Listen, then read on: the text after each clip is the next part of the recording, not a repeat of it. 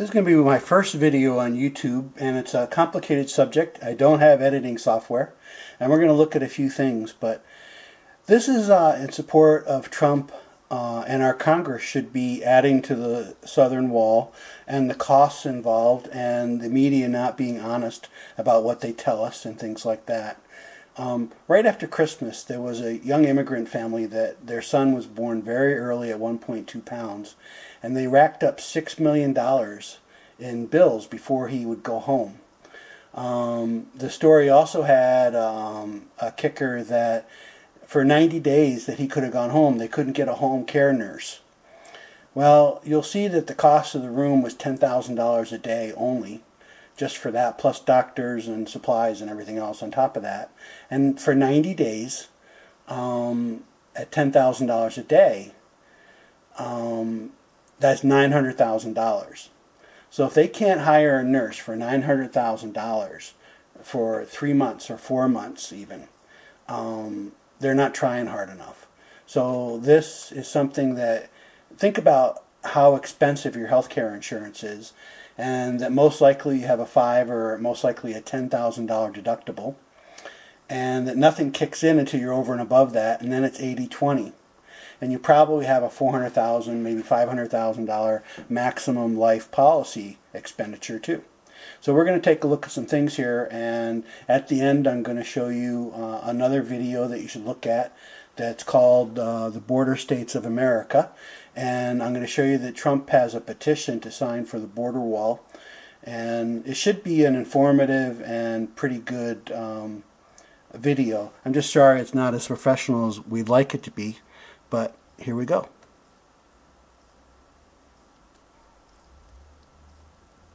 Ceremony. This is a big graduation cake for one little guy. And 1.5-year-old Oliver may not have the words to share his own story, but his mother and all the doctors and nurses here say it's pretty incredible. Oliver Rodriguez Ocampo has spent 516 days at Hennepin Health, the longest stay the doctors here can remember. But now he is finally going home with his family to Bloomington. So the doctors and nurses who care for him are throwing him a graduation party. He was about 1 pound 4 ounces, which is really tiny. Oliver was born early, at 25 weeks. Through an interpreter, his mother told us about the challenges he faced. It was a moment that we thought that he was not going to be with us anymore. But it was a miracle. And he kept getting stronger. It's been quite a joy. We were able to slowly wean his ventilator to off. And we've recently been able to take out the tracheostomy tube. Eventually, he'll get rid of his feeding tube. And he should go on to live a normal, healthy life. Everybody is really kind with him. All the nurses, they love my baby. Reporting in Minneapolis, Leah McLean, 5 Eyewitness News. Now, Oliver's doctor tells us he could have gone home a little earlier if he could have gotten some nursing help, but that just didn't work out. But now he's expected just to keep getting stronger as he grows, and he has come a long ways. 1 pound 4 ounces. Wow, that's a great story. Boy, he has a smile that could light up the world. Okay.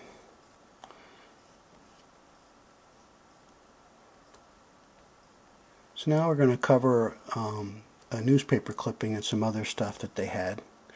And this is from the Star and Tribune, a local paper. Preemie graduates from Hennepin County CMC, Hennepin County Medical Center. And actually it was 525 days, the final number. And I'm not going to read all this. You can actually stop the video, and I'm sure all this should come up. But basically the young kid was born at 1.2 pounds, 25 weeks old, and, you know, a lot of medical care was taken. And the reason I'm showing this article is this is where they came up with the $9,000, $10,000 a day, plus the doctor's costs, the surgeries, the food that went through the feeding tube, the disposable materials for the tracheotomy, the breathing tubes and things like that. All the medical supplies. Anybody who's been in for a little surgery, you realize how fast this racks up. And You know, this hurts. This I wouldn't wish this on anybody. But what I wanted to show is how expensive this is, and this is on the back of America, guys. For somebody that they didn't get back with me on my question. So this leads to the next point. I called the newspaper and I called the people, and so we're going to pull up a little better picture of them, and then we're going to play this We're also interview. there at the hospital. No men, but it looked like a couple generations of women. So I was going to call this guy and see if we can find out how they're going to pay for those bills, and if they're really $5 million, and see if we can find out what country she's from, if he even knows. So we'll stop this for a second and see if I can reach him.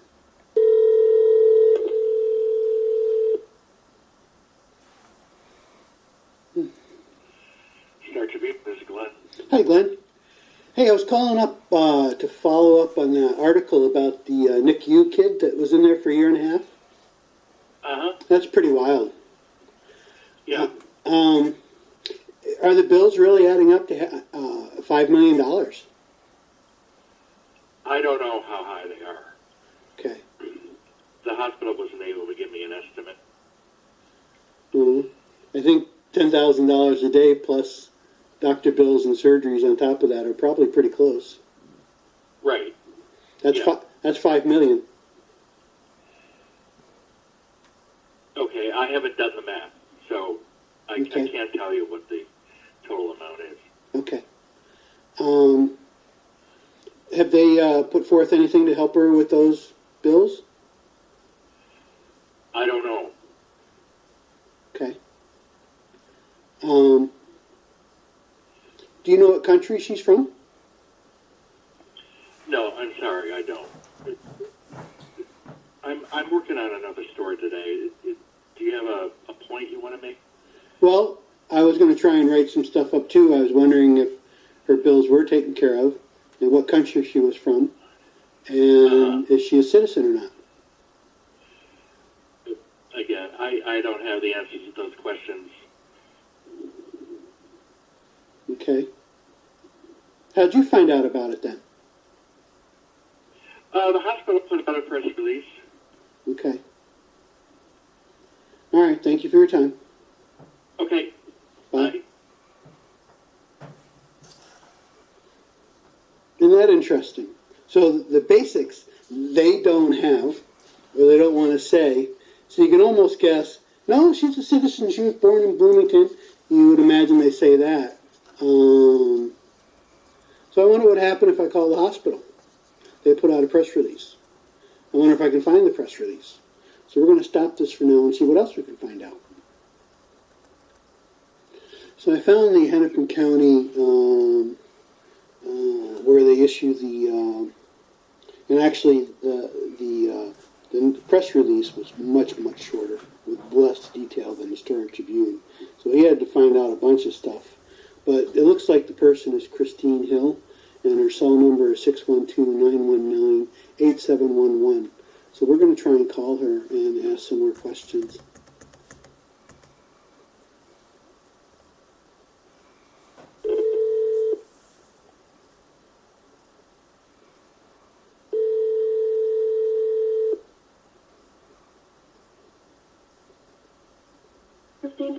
Hi, Christine.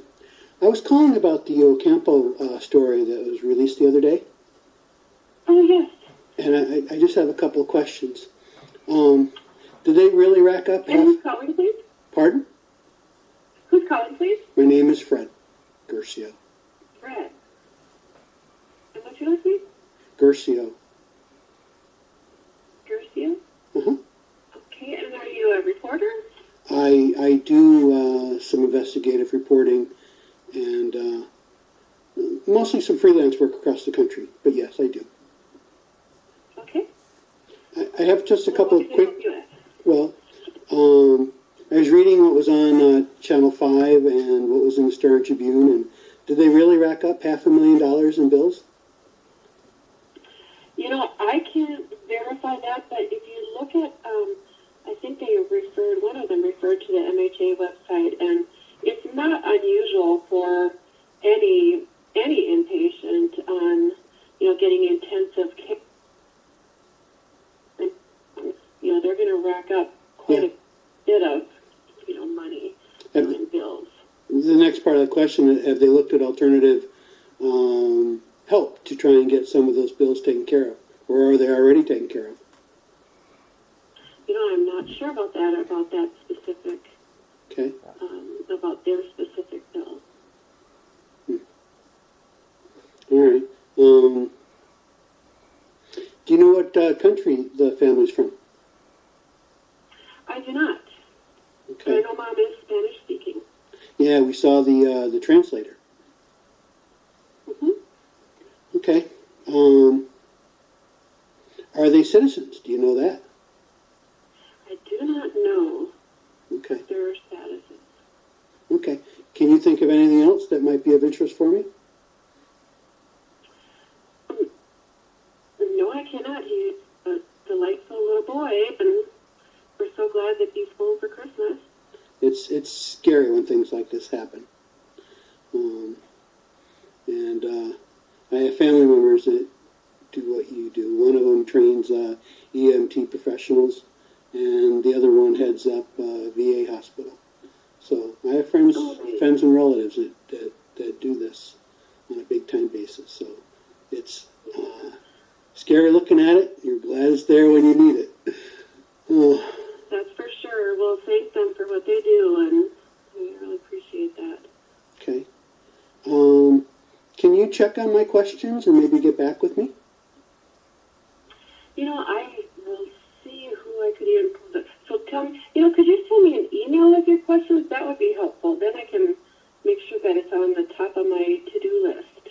Well, they're pretty basic. I have most of what's there already in the story.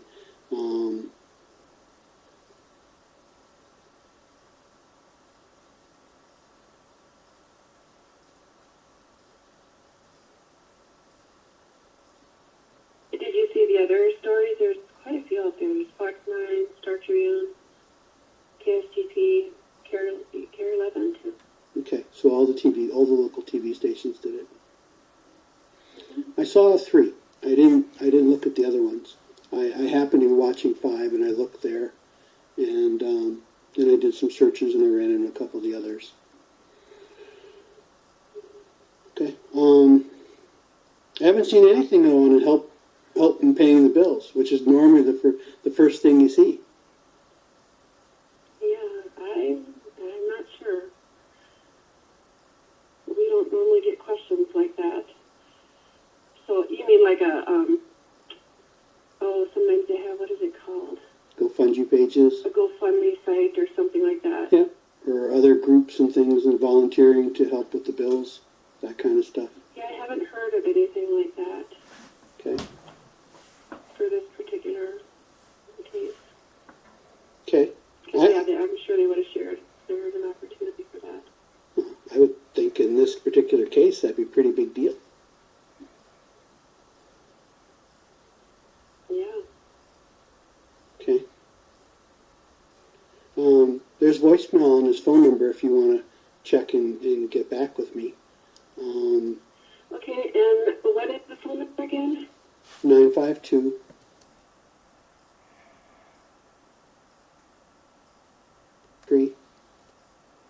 1262. And tell me again your question specifically. Okay.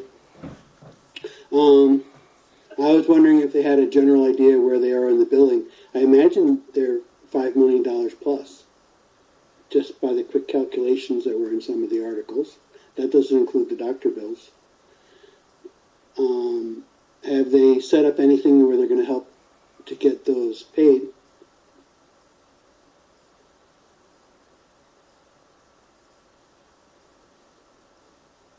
What country are they from? And how long have they been here? Are they citizens? And the other interesting thing, too, is I was surprised the article said they couldn't get home help nursing, because what I've always learned is nurses, doctors, and school teachers get sick all the time because they're around a lot of people that are sick. So the last place we want to have a young man that's got respiratory and other major issues is at the hospital. So I'm surprised. Yeah, I don't know. Again, I couldn't tell you what the specific case was for that. They mentioned in part of their PR sometimes type. it's challenges. Sometimes it's challenging finding home care. They said that in the It article. doesn't matter what the age is. Christine, they said that in the article, that they had a hard time finding home health nursing. That was part of the PR release, which is why the child was in the hospital longer. Okay, so that must have been part of the news article. It was part of the news article, yep. Okay. And is that it, just those 4 questions? Yeah, that would help me. And I'll see what I can do. I can't give you any guarantees because normally the information that we release, is just allows questions to be answered from physicians by reporters, just in general terms about medical care. So I might have to check in with the family again and see if we can answer those questions. Mm-hmm. Well, they released a lot more detailed information in that they live in Bloomington and stuff like that too already. But I understand. Yeah, I've never gotten questions like this from anyone before, so I will have to check into that and find out for you. Well, every time when you see somebody that may need help, and usually the bills are 40, 50, 60, 100,000, there's always GoFundMe pages and requests for assistance with the bills, and that's something that was missing from this. Well, sometimes, it depends if the patient if they have good insurance, sometimes it's covered. Yeah. It all depends, I guess, on their insurance. Okay. All right. And again, I don't know what their status is, but I know it all depends on whatever insurance plan they have. Okay. Thank you. Thank you, Fred. I'll call you back. Bye now. Thanks. Bye. Well, I've never had anything but 80-20 insurance, so I paid for the deductible and then 20% up to probably $10,000. So anytime I've ever had it done, this is 10, 12 grand out of my pocket.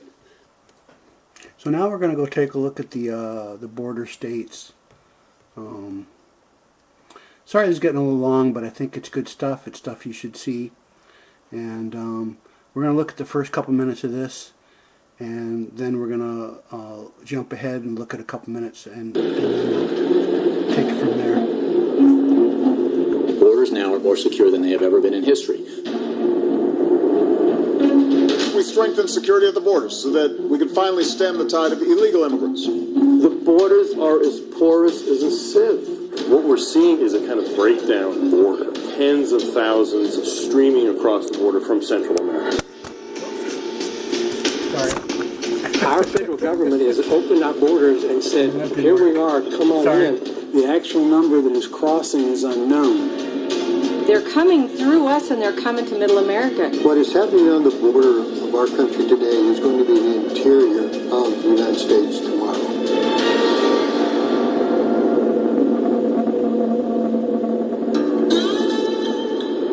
This is a really good video. And again, if you go on YouTube and put in the border states of America. Again, the border states of America. You've seen the news recently. There's chaos right now on our border with Mexico, especially in the Rio Grande Valley, the very southern tip of Texas. Tens of thousands of unaccompanied children and families traveling from Central American countries illegally crossing the border and surrendering themselves to our Border Patrol. They're held in overcrowded detention centers and then transported nationwide by our government, free of charge, to be reunited with relatives, many of whom are also illegal immigrants. Washington calls it a humanitarian crisis, but that's only a small part of what's going on, and most politicians refuse to tell us the whole story. That's where we come in. I'm Nick Searcy. The roles I play in movies and on television are fictional. Drama, mystery, action, suspense. But no script I've ever read comes close to the brutal reality of what's going on at our border with Mexico right now.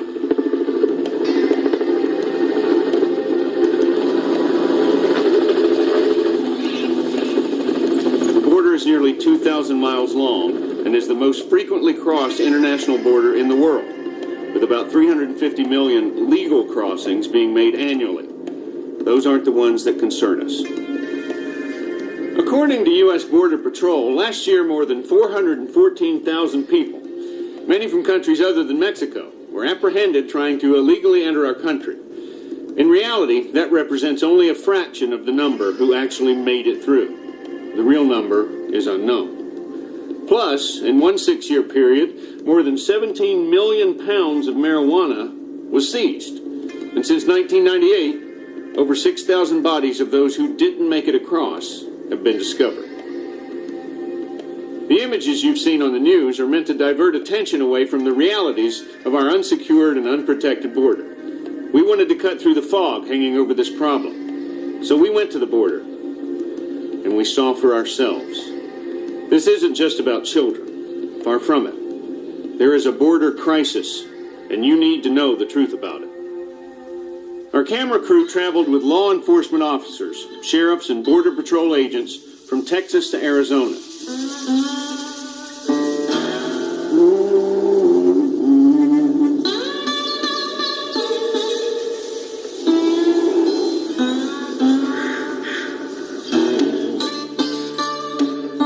These are the people you need to hear from. These are the guys in the trenches, the guys on the front line, the guys who deal with the problems every day and know how to solve them.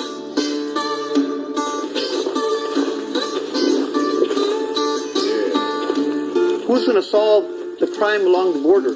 Who's going to solve the rapes along the border? Who's going to go out there and pick up bodies from the lake when someone drowns trying to cross a river? The U.S. government is not going to do it. The U.S. government has already said that's a local responsibility.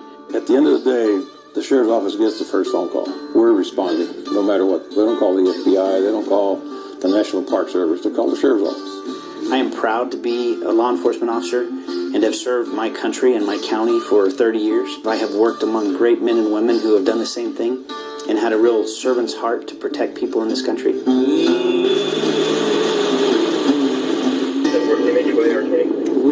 feel like we're doing our part on our southern border. We have limited resources, limited personnel, but we're not going to put up any excuses. We're going to get out here and we're going to do what it is that we do. One driver, one possible passenger seat. As soon as we pulled him over, he popped up in the back seat. Looked like he wanted to run. Where's he claim he's from? In force or implemented by the Obama administration. The Secure Fence Act of 2006 required 700 miles of double-layer fencing along the southwest border. It passed overwhelmingly in the Senate, 80 to 19, including with the support of then-Senators Obama and Biden. According to U.S. Customs and Border Protection, only 36.3 of the 700 miles of double-layer fencing have been constructed on the southwest border to date. 8 laws have been passed requiring a biometric system to track when and whether a foreign visitor with a temporary visa leaves this country. 40% of illegal immigrants have overstayed their visas. Now, you've seen how the lack of enforcement of even our current laws has allowed illegal immigrants to bring violence into our country. Unfortunately, that's only the tip of the iceberg. One thing that people don't think about when they're looking at the surge of all these people coming up, those children are going to have food stamp benefits, Medicare, Medicaid expenses. You're going to have school expenses, and since they don't know English, you're going to have non-English teaching expenses. That's draining your educational system. That's draining your defense, attorneys. That's straining your public schools. That's straining just about everything you can possibly think of. You have more people going on welfare. You have more people needing assistance. When you bring in massive numbers of people and you put them on welfare, that means that national debt continues to go up. More people are dependent upon government than are contributors to government. The president has put us in a power dive into the third world. Yeah, the government. You should see what they did to that poor guy, Steve King, in Iowa. They did to him what they did to the MAGA kid hats waiting for their bus in Washington, D.C. What I wanted to show you next is here in Minnesota, where I live in my community, our mayor, Elizabeth Couch, which has been in office for over 25 years, we're basically a sanctuary city. These are the test results for our kids. And we're getting passing and reading, you know, and when you're in the 30s and the 40s for math, 30s, 40s for science, it's because they're being stretched so thin. They're pushing pre-kindergarten so they can get a hold of the young kids because the schools are doing so poorly. 2 days after we had our 2016 election, they punked us for $1.6 million to put into a small high school, so they could have more laptops for each kid and this and that, and the results went down, and they were even lower than this a couple years before that. Just awful. So what I wanted to show was on the border states. If you look for the border states of America, you'll find the YouTube video.